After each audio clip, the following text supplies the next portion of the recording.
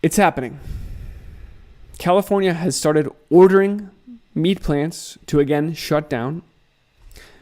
Migrant workers are walking off of the job across Michigan due to the new mandatory COVID-19 testing there that went into effect this week. With meat plants shutting down and farms without harvest labor, we are looking at the engineered shutdown of the U.S. food production system. And a lot of this is happening globally.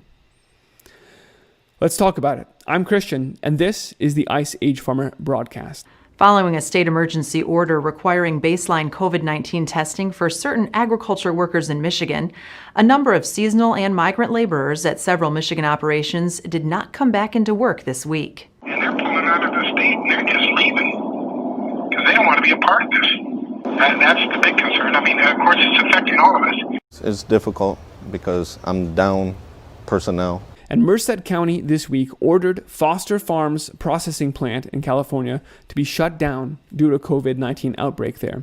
We read, quote, "The Merced County Health Department ordered the Foster Farms Livingston facility to shut down over the largest and most severe COVID-19 outbreak in Merced County.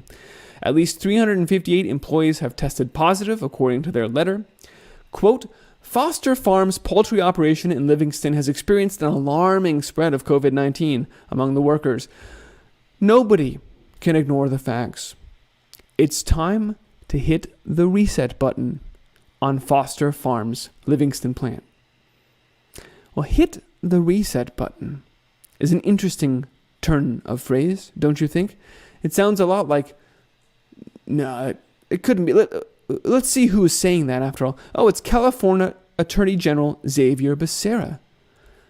California Attorney General, don't be fooled. That is a well-connected position. Someone in that seat is an acolyte of the New World Order. After all, Kamala Harris was just sitting there a mere few years ago before she went off into the Senate. So this gentleman, Becerra, is absolutely, when he says we're hitting the reset button on our meatpacking factories here in California, that is a tip of the hat to the folks, the globalists at the World Economic Forum and their great reset, the blitzkrieg of totalitarian agendas that have been in the works for decades now but are all launching forward right now given the pandemic.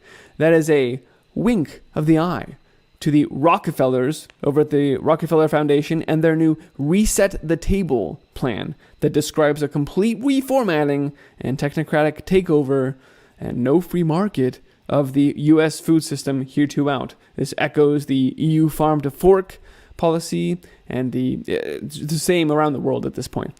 But when we see Becerra say we need to hit that reset button on California's agriculture, boy, it's not even coded. It is a direct reference. He's letting you know that this is part of playing into that agenda to take total control. And it is. So this is going to continue. I hope this letter helps you understand that you have a legal obligation to comply with my orders and my guidance. We read down here a little bit of context.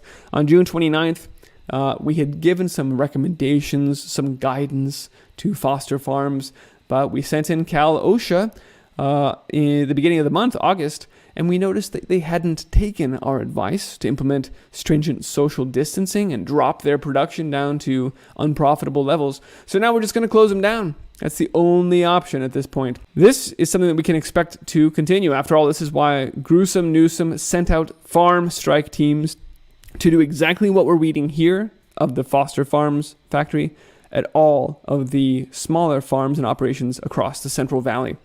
Now, a similar story is playing out in Michigan, where Whitmer, as of Monday, had instituted mandatory COVID-19 testing for all migrant farm workers, which is already pretty sketchy. It's very divisive because that means, as we'll read down here, that only Latinos have to take the tests. There are Americans who don't because they're not considered migrant farm workers. Boy, if we can just inject racism and all these other concepts in there, just muddy the waters as much as we want, maybe no one will notice that we're shutting down the food supply. From Michigan Farm News, quote, "Dozens of Michigan farm workers are leaving unpicked fields and orchards.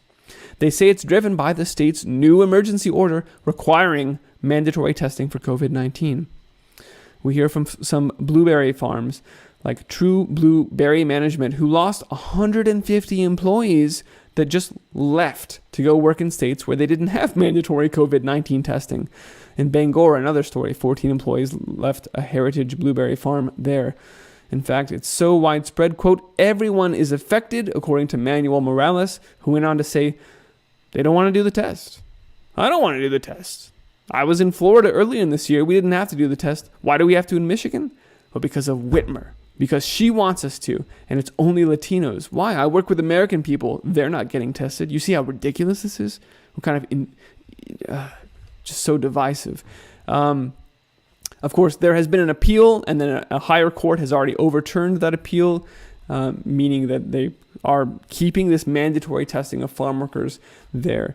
There are many advocacy groups I went through in my last video, and I gave you advice. Just go to a search engine and check your state and then farm worker COVID-19 protections, and you will probably see that there are advocacy groups working to institute mandatory COVID-19 tests to protect the farm workers. Only now that it's happening, and now that the farm workers are leaving when that happens, we can tell that's not what they want. They're telling us, we don't want testing. We're leaving because of the testing. So this whole pretense is now shot. It's dead in the water. And we can tell that what's going on here is a shutdown of our food supply.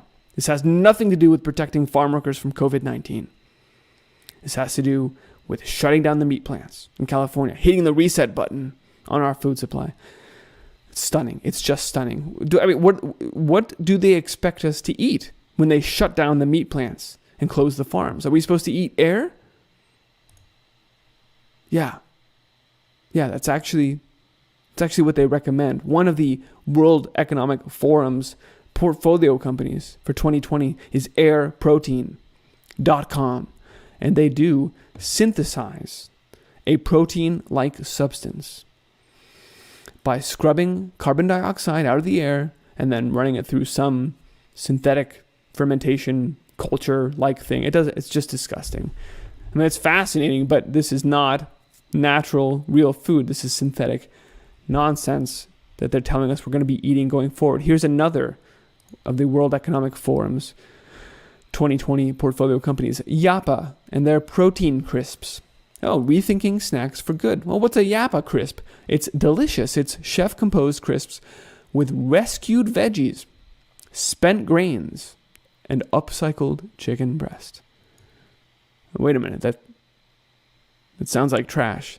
It is trash. Christian, we're super excited. We're all going to be doing this for good, and it's made by a chef. It's on Indiegogo here because it's some teenager's brilliant idea in his basement of how to save the world from excessive food waste. And so it's an indie project, and we can go make it happen. Maybe give the guy $20. No, wait a minute. What's this down here? No, it's not. It's not indie at all. That's a ruse, complete mask on top of what's actually going on. Yappa crisps, we read here on the Indiegogo funding site, stunning, were created by the Tyson Innovation Lab. That's right. It's a multi-billion-dollar multinational company who was in an advisory role to the World Economic Foundation in crafting their policies to overturn the global food supply. Tyson, as we know, has invested heavily, hundreds of millions of dollars over the past decade into fake meat, both plant-based meals and synthetic lab-grown meat, as you can see here with an Israeli startup that they're funding.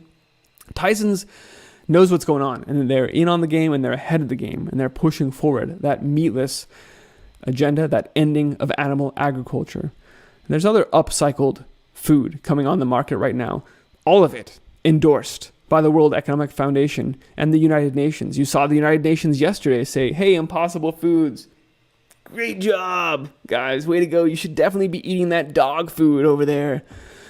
Here from regrained.com, we take spent grains that were already used to make beer, and then we dry them out and we do some stuff to it, and we sell it back to you. It's upcycled grains now. We call it regrained.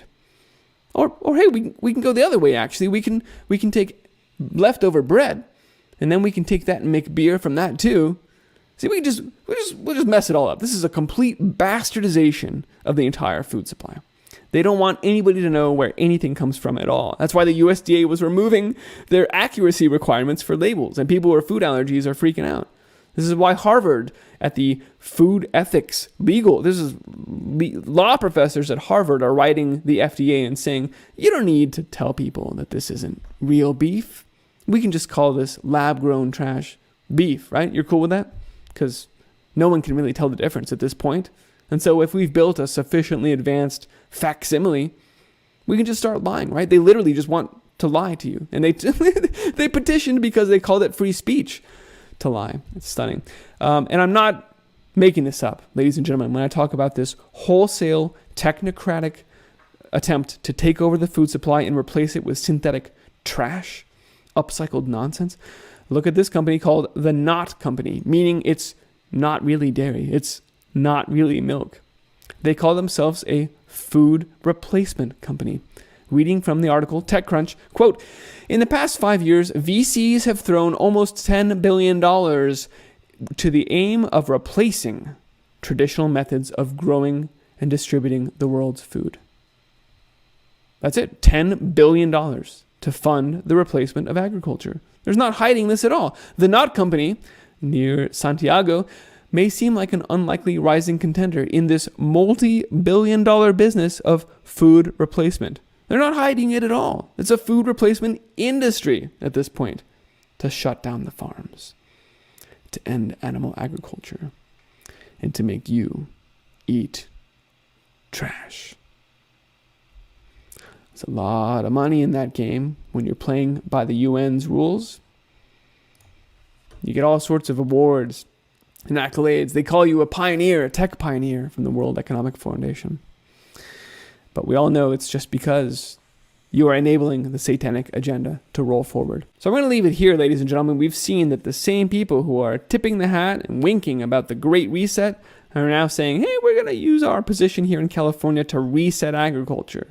We're going to shut down the farms, institute mandatory testing, which is going to send the harvest labor home, depriving farms of the harvest labor they need. And of course, that means there's a series of effects that means. That means there's no food because they didn't harvest it. It's still there in the fields, as we read. That means that the farms aren't going to make revenue this year. And so a large number of them, especially after the terrible season last year and the continuing credit crunch, are going to go bankrupt. This is by design. They're pushing farmers and ranchers into bankruptcy. And then as we read from that article, actually, the most concerning, the farmers' biggest concern was that Whitmer had stuck a stick into the spoke of agriculture, into the patterns that these migrant workers follow, because they'll come back to your farm next year if they like you, and there's a pattern there. But now they're shaking it all up. And so this farmer said, my biggest concern, quote, are they going to come back next year? Or did I just lose my operational continuity? Is this it for me? And indeed, this farmer asking that question tells you everything you need to know. This is a shutdown, and one with lasting effects of our food supply. Thanks for watching, ladies and gentlemen. Please spread the word about what's going on. This is an urgent situation, and it's going to take all of us growing food and spreading the word to get around it. We need to move to a situation where we are all growing food, a distributed model of food growing. And that's the future. All right, so please, if you like this report, you can find it and all my reports on iceagefarmer.com. I do thank you for sharing the message. If you appreciate this information, you can support this broadcast. There are a few ways to do that listed at iceagefarmer.com/support. And again, I thank you for helping me spread this message. Folks, let's go grow abundant, nutritive food, raise wonderful, amazing animals, and build great things. Thanks for watching. Be well.